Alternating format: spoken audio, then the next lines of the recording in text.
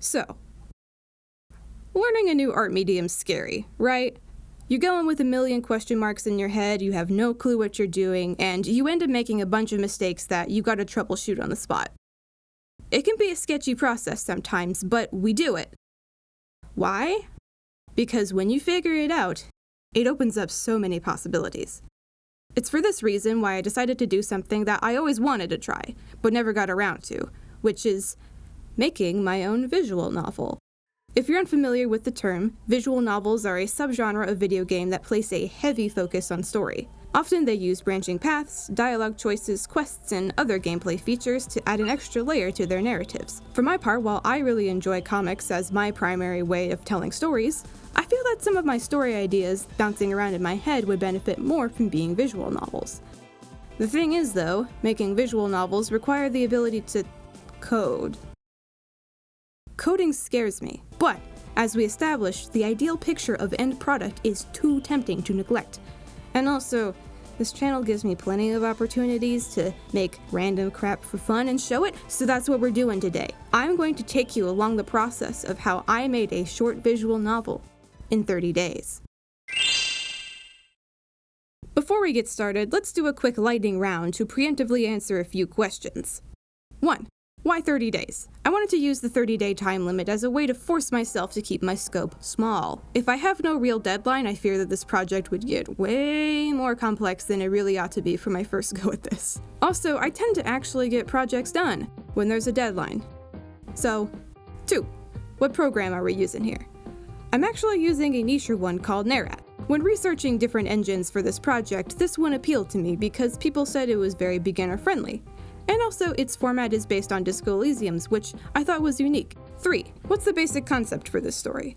I decided to pull from an AU story I made for my OCs. Gotta work with characters I'm familiar with for my first VN project, you know. I'll get into the details once we start the challenge proper, but all I'll say for now is that this story is about a fish cryptid named Orenda collecting materials for a potion that will turn her human so that she can go to a party, and to, particularly, talk to a boy.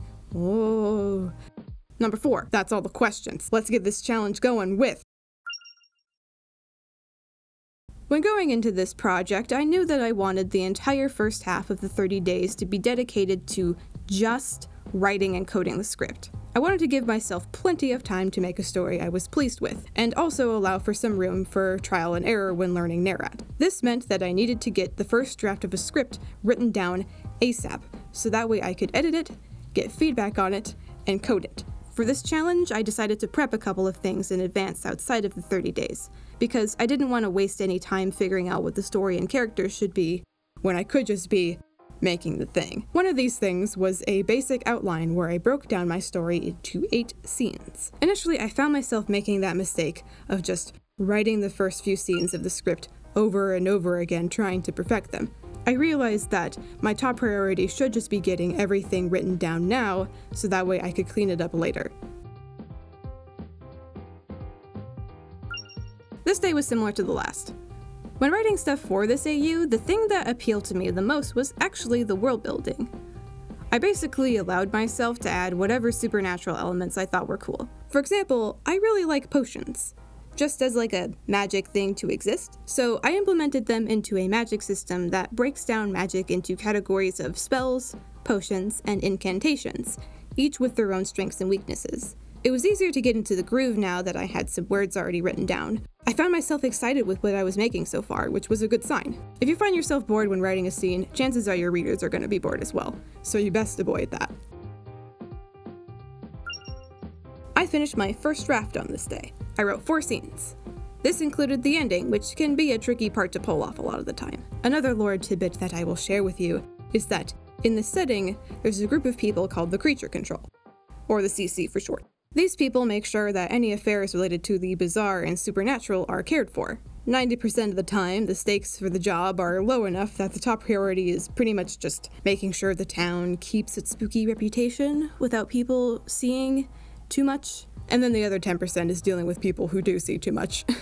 Back to the script itself. I hoped that what I had made would be a solid enough foundation that I wouldn't need any huge edits later on. Some edits were definitely in order though, and I hoped that I could get some more eyeballs on my work in the coming days to help me spot mistakes. On day 4, admittedly, I didn't look at the script. I wanted to get some feedback on it before I looked at it again. While I waited, I began drawing concept art of my characters that I could use as reference for drawing sprites and CGs. This leads me to mention the other thing that I prepped before the 30 days, which were some initial sketches for everyone's designs. I got my main 3 girls done so far. Miranda admittedly still looks like the Zora from the Zelda games, but I don't want to fiddle with it anymore because I got things to do. Another character I had was Sophie, who is Arenda's ghostly companion for this collectathon. Her design is easily my favorite of all of them. I knew I wanted to draw her by first filling in a white silhouette, then drawing in the details in black on top, and I love how it looks. If you're familiar with my other work, you might recognize this last character as Balab, who in this AU is playing the part of a witch who happens to have the specific knowledge of the potion to turn Arenda human. I want to change her skirt a little bit from the initial sketch so that her and Sophie don't look too similar silhouette-wise, and I add some magical bells and whistles too, which I think ties the design together nicely. I found myself having a lot of fun drawing these designs. In fact, I enjoyed using this brush to draw my characters so much that I started using it for my webcomic because apparently I have this inner need to switch up my art style every 6 months. Day 5 happened to be a holiday, so I took it easy. All I did was draw references for the rest of my character designs. I like how they're coming along, but I'm only going to show you one. The others are a secret for those who go and play the game, teehee. This is Kahali, our love interest who looks absolutely ready to stand next to the ocean instead of getting in, as this is a Pacific Northwest inspired beach town, which those towns are pretty much like 55 degrees Fahrenheit year round. Also, a friend got back to me with notes, so I resolved to read those. Day 6 was an unexpected detour. I did edit my script a little bit, but the main attraction was getting Nerat ready to go. I looked up a guide on the program's website to figure out how installing it worked. As it turns out, I had to download a couple of other pieces of software. Then, I had to enter commands on my laptop's terminal feature, which I had no experience messing with prior to this. I did feel like a hacker though, so that's a plus. I ran into an issue installing the program because the terminal would spit out some error message that I didn't understand because, again, complete beginner here, I still don't know quite what I did to make the program cooperate with me in the end. Luckily, that was the hard part, because Nerat itself is actually pretty easy to use and understand. Woohoo! Day 7, I started drawing character portraits. An aesthetic choice I made was making my characters mostly black and white, but having the world around them be in full color. In some other art I'll show later, I feel like this idea could use more refinement, but it works well for the sprites at least. I know I said I would put my script in the game before drawing any assets, but I changed my mind, deciding that it might be good to test all at once if I could get all of the basic elements, both text and image, to work properly in the engine when I got to that step. It was also on this day that I realized a week had already passed. I was just typing my script and I just processed that it's day 7. We're already a week in.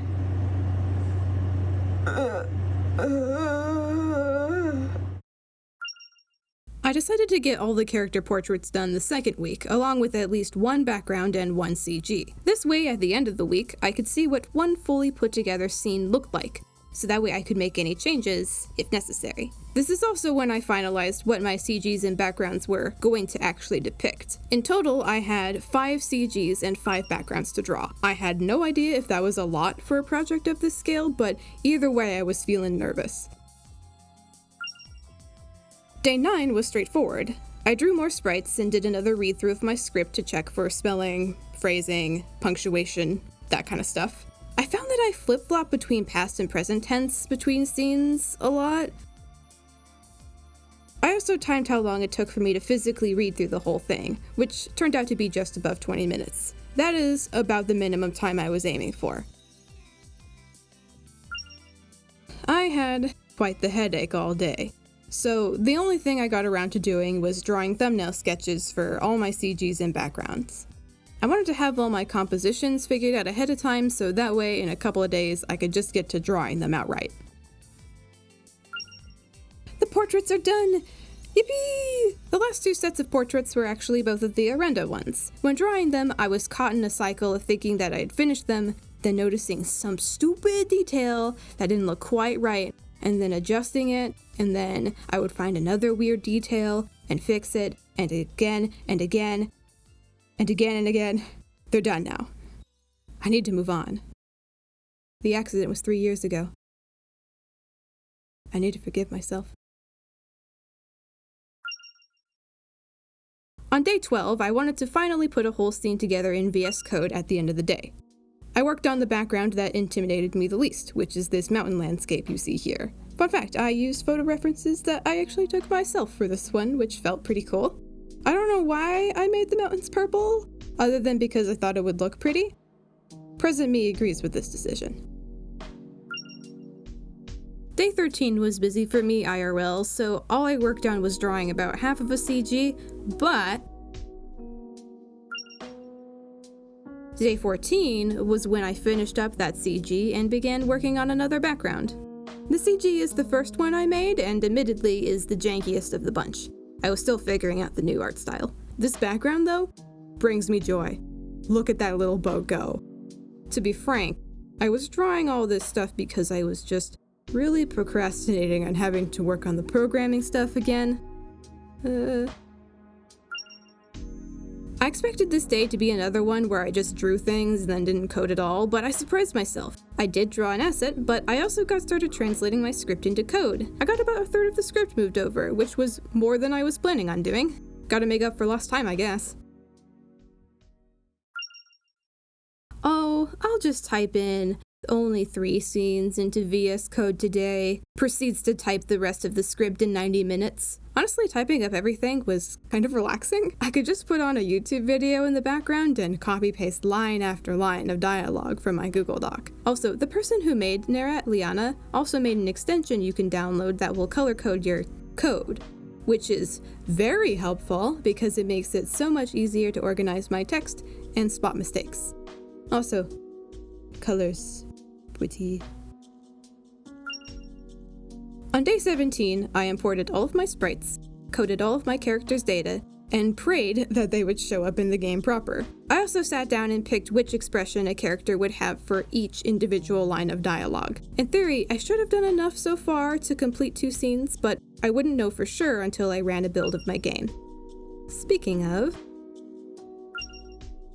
this was a very exciting day, as this is when I got a build of my game running. However, when I played my initial build, none of my characters' dialogue showed up, just narration. Turns out I misunderstood how I needed to indent my dialogue in the code, so it ended up being an easy, if not tedious, fix. The portraits also didn't load initially, just the box that's supposed to contain them. This I expected, since I was unsure how to properly connect the files in my folder to the character config in VS Code. Turns out I thought I was being organized by giving characters with multiple sprites their own subfolder, in the characters folder, in the images section. But I guess it just confused the game, so that was also an easy fix. At the end of this day though, I had an actual functional game on my hands, with everything working as it should, which was so exciting. Most of what I had left to do involved drawing the remaining assets. Oh yeah, it's all coming together. I did the tedious task on day 19 of adding little symbols that look like this into my code for every line that needed to be italicized, which was all the narration. I have a lot of narration. Today was the day that I actually got to be a little drawing fiend and made 2 backgrounds. One of these was Baleb's room. I've heard people say that when creating settings, you should treat your settings like they're characters of their own. I took that to heart with this one in particular, since I knew that it was going to be all of the smaller details that would make this room feel believably like a place someone lives in. Some of my favorite details are the burnt part of the rug, the bent nail holding up this map, and the random spills in the back. Whew. 2 down, 7 more drawings to go.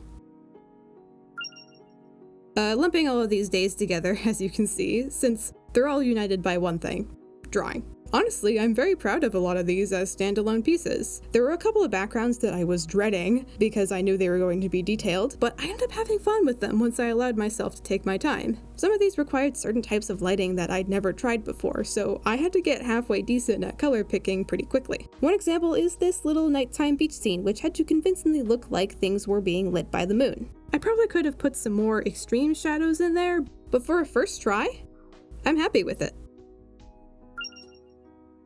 This day was spent finishing my final CG, which was actually the first one chronologically, go figure. I could finally throw the rest of my completed assets into Nerat. There was a bit of jankiness that needed adjusting, but I saved that for the last couple of days. Which then turned into a month and a half due to both family vacations and wrapping up a 2-hour-long passion project video essay. I shelved this VN project because I kept telling myself that my video essay was so close to being done for 6 weeks straight. We're back though. It's fine. As you might be able to guess, I have a second channel now, by the way. I'm actually gonna juke ya. I spent this day adding a fun extra bonus feature that I will show on screen, but not explain. I don't know, go download the game on it. I don't know what you want me to tell ya. For the last day, I spent a surprising amount of time adjusting the UI to make the game feel complete. Things like the text box, portrait box, text colors, etc. needed to look like they fit in more with the aesthetic of the rest of my visuals. And with that, I'm done. Because of the weird gap between days 28 and 29, I find that I don't have that overwhelming sense of relief like I usually do in finishing larger projects. But alas, here we are. The project is finally complete. If you would like to play it for yourself, you can do so by clicking the link in the description. It should take about 20 to 30 minutes to read, so if you have the time, I'd really appreciate it if people checked it out. And so what we have learned applies to our lives today, and I'm gonna give you a top 5 list of epic learns learned. 1. The obvious thing was all of the new skills, which includes practical ones like coding and new drawing techniques, but also time management and organization. Very essential for a complicated project like this. 2. I was not smited for my hubris when it came to learning Nerat. For the most part, the program is indeed beginner-friendly as long as you're willing to poke around the official website for tutorials and/or ask for help on the forum and Discord a few times. The people in the Nerat Discord are really nice and helpful, so don't be afraid to reach out there.